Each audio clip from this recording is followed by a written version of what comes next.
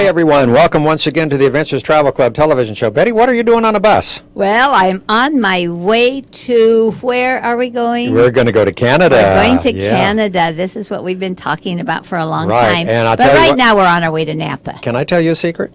Can I tell the folks a secret? Oh, tell them. All right. Well, we left here already, and then we had to turn the bus around and come back for just a little bit because Betty left her purse sitting on the side of the road. How unkind of you. How unkind. Now, if you had been a gentleman and helped me unpack everything that was in my car to put on the bus, but you didn't turn around and even offer. No, I did. So in the meantime, all I was doing, all that work, and then so my purse was in the car locked. Yeah. So everything, all the luggage, and off we go. Well, at least it was locked up this time. That's pretty good. Yeah, but anyway, thank God took care of me, because supposing we'd gone farther and my passport was in my purse. Oh, that would have been not a good idea. Then it would have been tragic. Right. I would have waved goodbye to you when we got into Canada and waited for the return. Well, right now we're in Napa. We've gone that far already this morning, and so we got on another little trolley. We had lunch in downtown Napa, and it's a beautiful, beautiful little city. I'd never had really spent that much time there before, but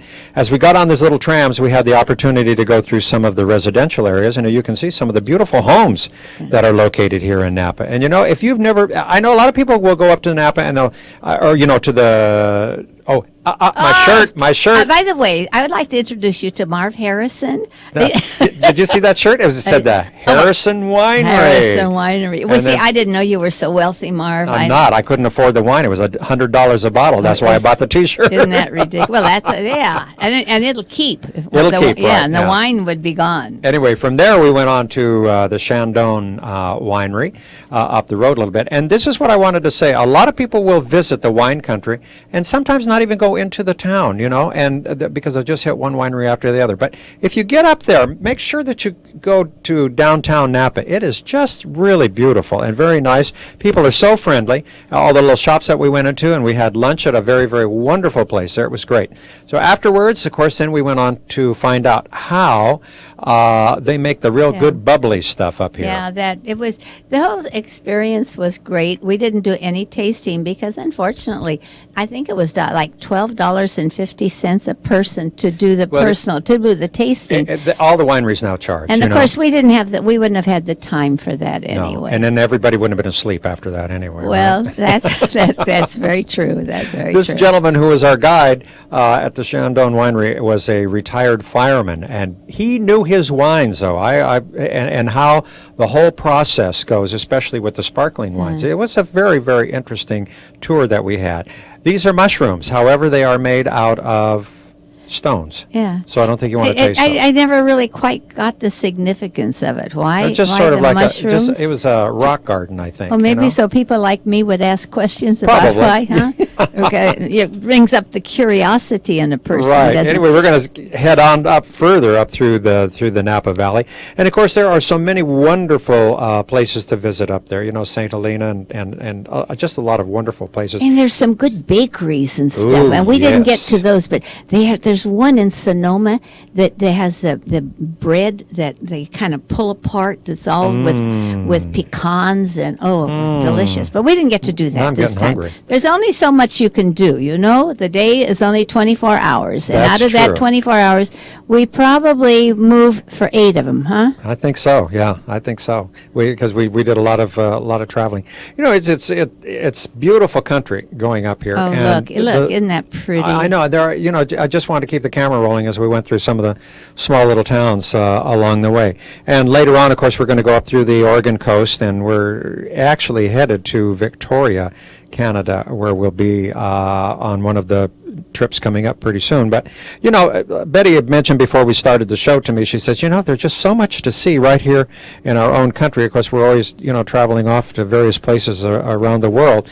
But it's true what Betty said. In fact, right here, all of a sudden, bingo, we find ourselves in this beautiful area of redwoods. Isn't this great? I spent I'm from San Francisco, and so this isn't too far from San Francisco. And I spent, I think, oh gosh, probably a week up here in this redwood forest, and it was right here at this Richardson's. But I had forgotten all about it until I was there and saw the trees and smelled the smell. Oh, the smell is the same all the time. It's wonderful. But this was a beautiful, beautiful area. It is. It's great. It made a very nice stop too, because it started to drizzle just a little bit. We had left Fresno and it was like 110 degrees, and then all of a sudden, pull out the sweaters and the little jackets, folks, because it's a little cooler in Northern California. But they had a little place here that was nice, welcoming us to Richardson's Grove. Well, when we went, and we also went inside to they had a gift shop in there, and it was a volunteer, only by volunteers that worked it, but the state owned the building and things, and some of my people bought trees. I know, yeah. They bought little redwood and they trees. bought the redwood trees. And let's see, let me think who bought them anyway. But I'll think about that in a minute. Okay. But when they went across the border coming home, California wouldn't let them bring them back in because they didn't have the stamp. And they'd already come from California. Yes. Okay, that's where they Ferndale, that's our next stop, and this is a great place right here. Again, you can see it was a little bit misty that day, but it was very, very nice. There's a Catholic church there, and Carl Finland and I walked over there. We said, well, hey, let's go make a visit. But it was all locked up, unfortunately. All of the churches, it seems like, have to be closed now. Too bad, simply isn't it? because of the vandalism. Yeah. It is sad. It is so sad. It really is. But I love these little. That's a dollhouse. Yes, right. I That's remember a dollhouse. that now. Betty, I'd seen that, I think, a few years before, but didn't you say that they built another one? Well, they sell this for charity or something? Yeah, I read that.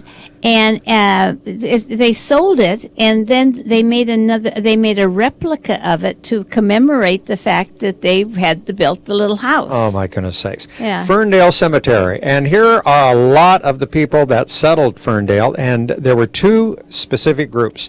The Portuguese and the Danish were the people that What a combination. settled Ferndale. Yeah. And, well, there's still a Danish hall there, and I think that there's still also some Portuguese festas that are held up in that area as well, There are, because Patricia, the friend of Monsignor Cotta, went on a trip with me. I lose the last name right now. I saw her not too long ago, and she was born in Ferndale. Is that right? And they were going to go to the Fesha. And so were the Lawrences on our trip. When they found out that there was one in July, they're going to go. That's great. This was before that. Well, this is a nice little town, and Betty and I always like to visit this on our trip, either going or coming. And the food up there too. They've got some very nice little restaurants up there. We had a great meal up there. It was just really, really great. But I like to. There's a Danish hall. I like to take a look at some of the architecture. Everything is kept up so nicely. And I like the way they've painted. The different colors. They're not vibrant colors, but they just fit in so well. It's just beautiful, and the yards. And this was what took our attention here. How they've pruned that's like a tree. It is. It's something. Well, anyway, we got to get back on the bus and travel on up a little bit further north. As you can see, now the weather, of course, is a little bit more on the cloudy area, but it was a welcome relief. Now, there are some of those Portuguese dairies right up there, as you can see, just outside of Ferndale. So we're going to keep on going north, as we see right now. And the next town that we stopped at was what, Betty?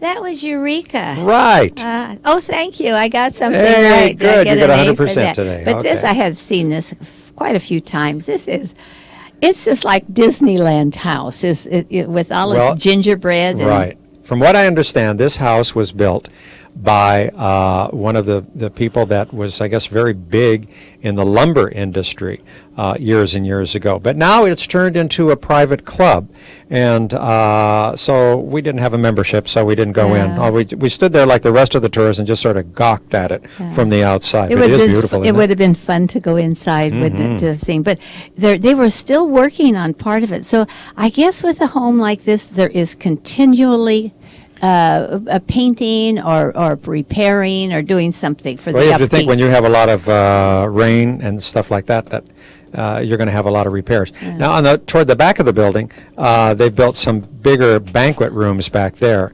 And so I imagine that this used quite a bit. Now here's some of the other houses that you can see too, and this one is right across the street.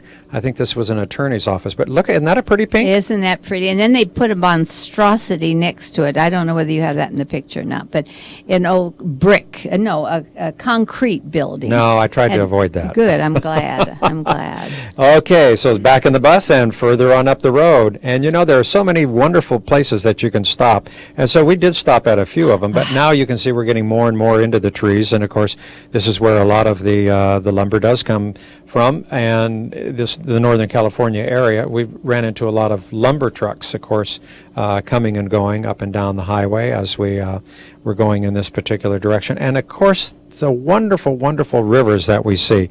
We saw a lot of people fishing as we got further and further north, and I guess probably they were fishing for Here salmon. was a fun stop. Yeah, this is. That's old Paul Bunyan. And his And eyes Blue Ox, move, huh? and it's so The head funny. did. The whole and head. And the hand yeah. did too, yeah.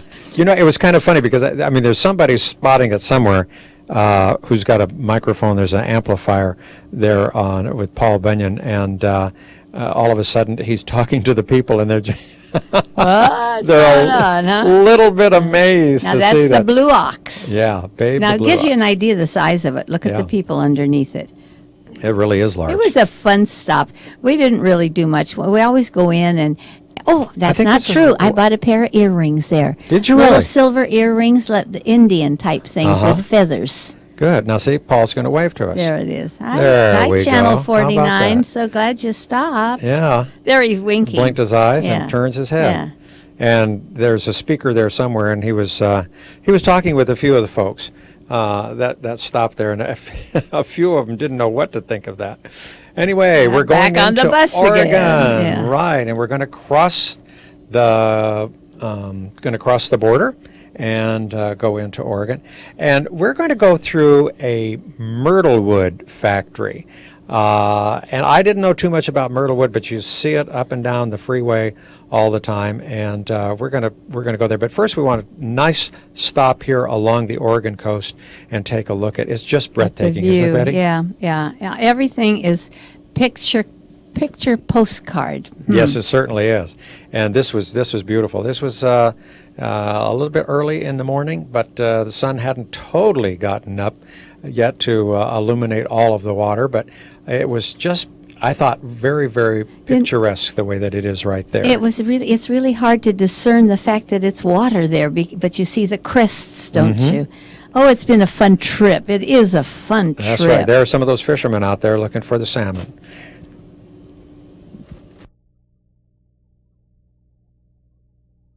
From Kingsburg named Barbara. It's her birthday today.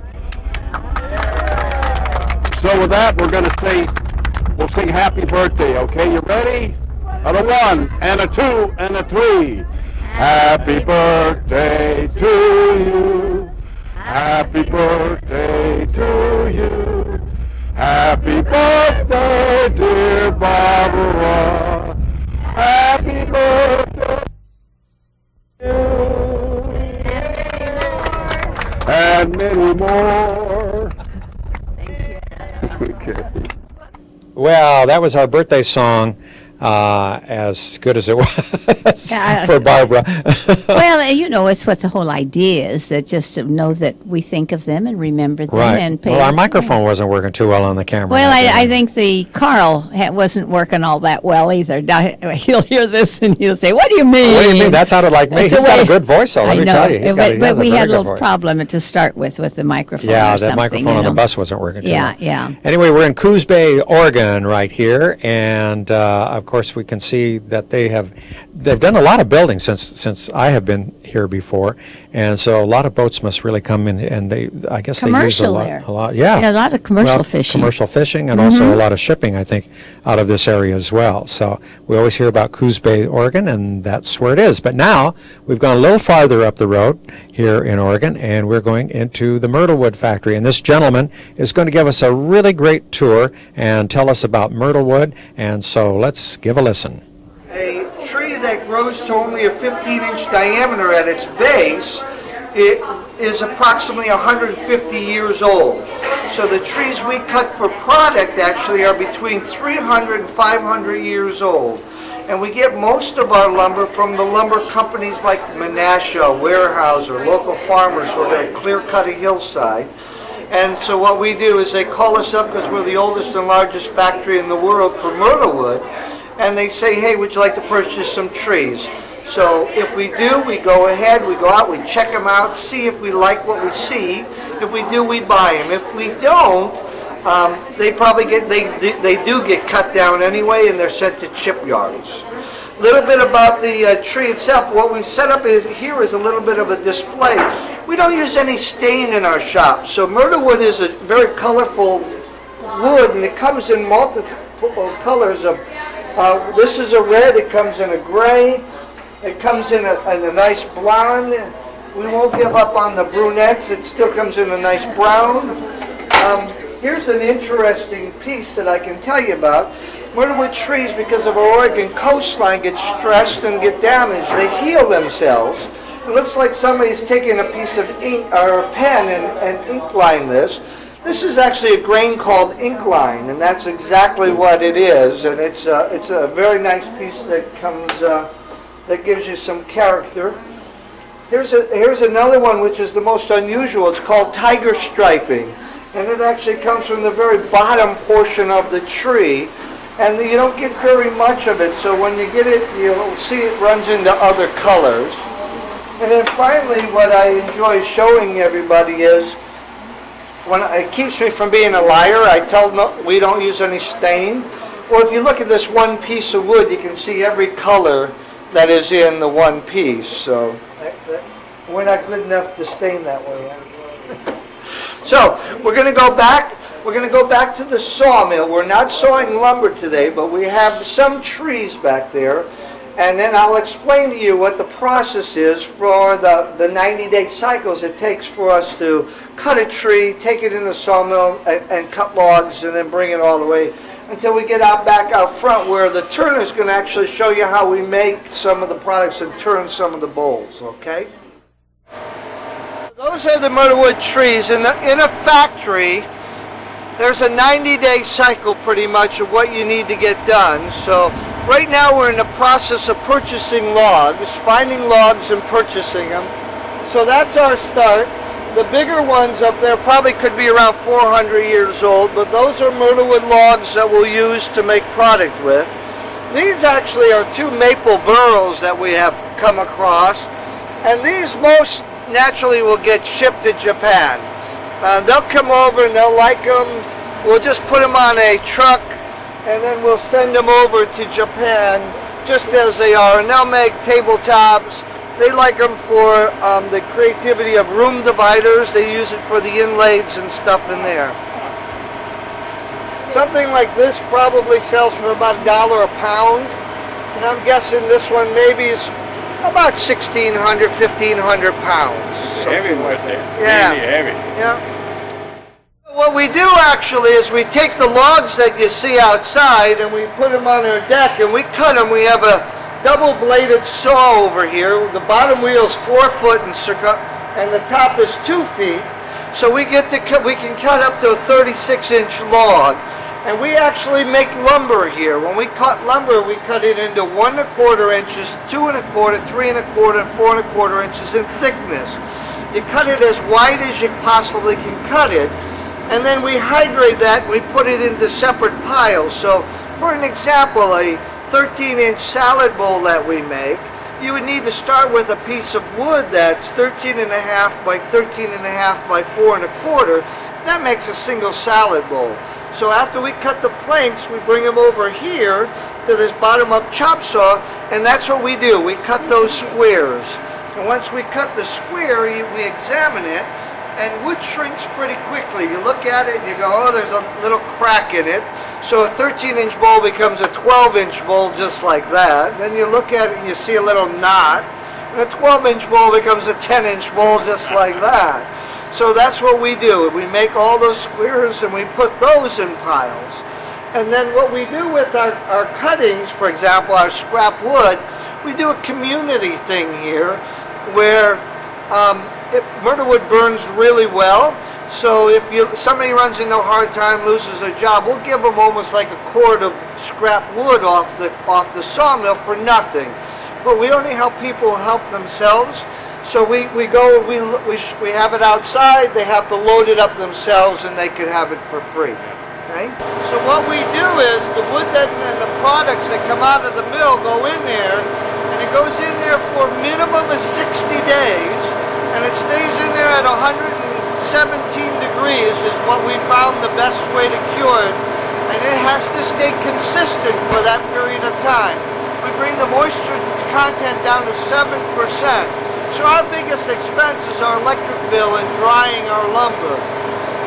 The other thing we do is dehumidify at the same time, and so what we end up with is almost taking 10 gallons of water out of each one of those every day for that period of 60 days. Now I need to figure out what I can do with like myrtlewood water and Jack Daniels or something. Then I won't care if we work or not. Yeah, I got it. And it actually starts with a 2x2 piece of myrtle, and usually they're about 3 foot long, and they fit in a chuck, and you just turn this to the port of the wood you want to make a product from. We make little things here, like our little mini vases or our acorn salt and pepper shakers, the feet to our cutting boards, our barrel salt and pepper shaker, and if we drill a little bigger hole, we call it a matching toothpick barrel. This is an interesting story. Roger went to an auction and he had $25 and came back with 250,000 galvanized screws. And so he made this, drilled a hole, put the screw in it, and he put a tag on it saying from one screwball to another. I think we have 249,980 left. Section, and what we do with the bowl and all of our stuff is we sand it 2 ways. We sand inside and then we sand the outside. Tommy's actually sanding the inside of the bowls now, and he'll actually take that to 600 grit, so this will give you an idea of what that is, and then that is stated but not finished yet. It'll still need to be finished. This is what he started. Skip, this is Skip, everybody. You want to come in here? He's actually going to make a bowl.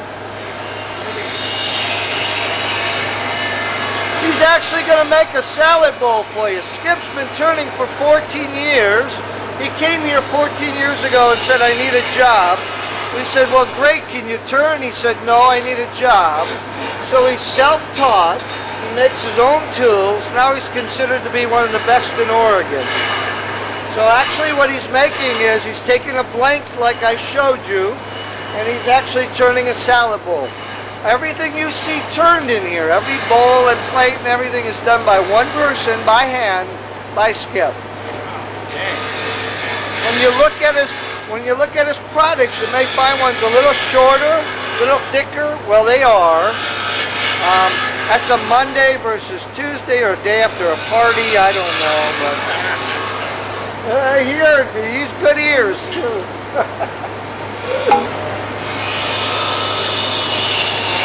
How's it attached to the arbor there? Is it screwed onto it? Yep, one screw, single screw in all of our pieces.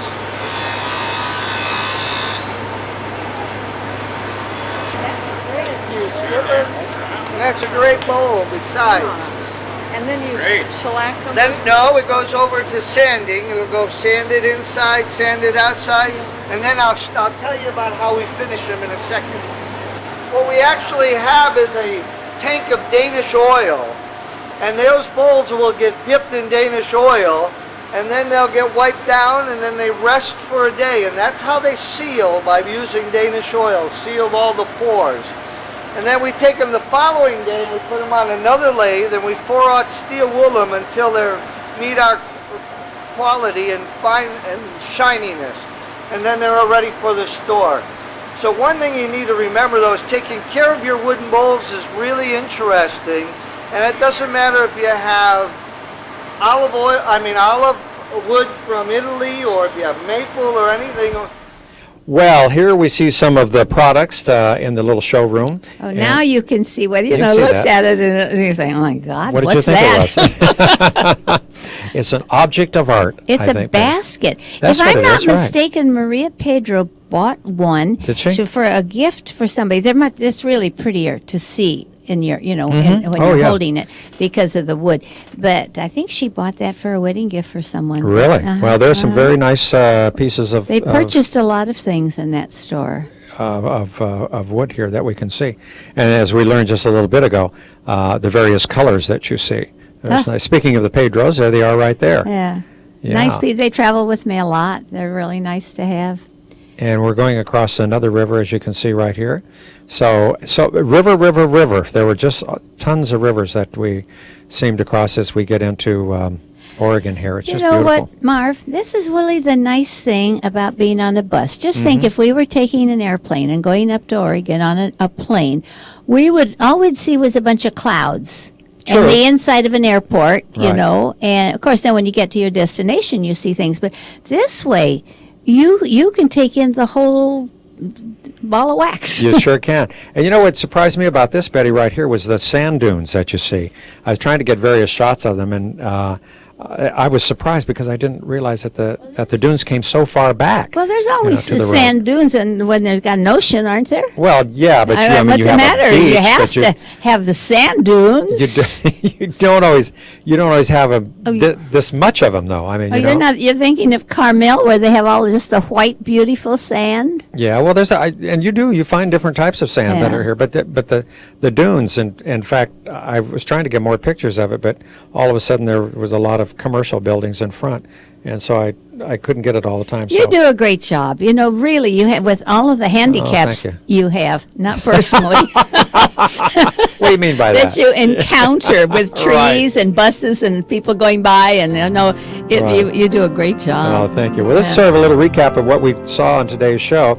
And Betty, you were talking about bus trips, and you're going to do some more of those, right? Oh yeah, we've decided we'll still do our trips to Europe or to whatever country we decide we Yeah. want to go to, but in the meantime we're going to intersperse it with bus trips because we've discovered their fun. And Betty, as you are planning some other bus trips too. In fact, we've got one. Maybe it's a little bit too early to talk about. We'll do some promos on it. But Betty's got one in mind right now. I think that's going to be. I have really two fantastic. in mind Two right of- now. Really, okay. one will be in March, and I think the other one will be maybe September because of the weather. Mm-hmm. And they are so exciting. I can't hardly wait. That's great. So if you're interested in any of these trips or any of the other ones coming up, give Betty a call at. 488-7443. That's about it. Hey, we'll see you next time. Bye-bye. Bye-bye.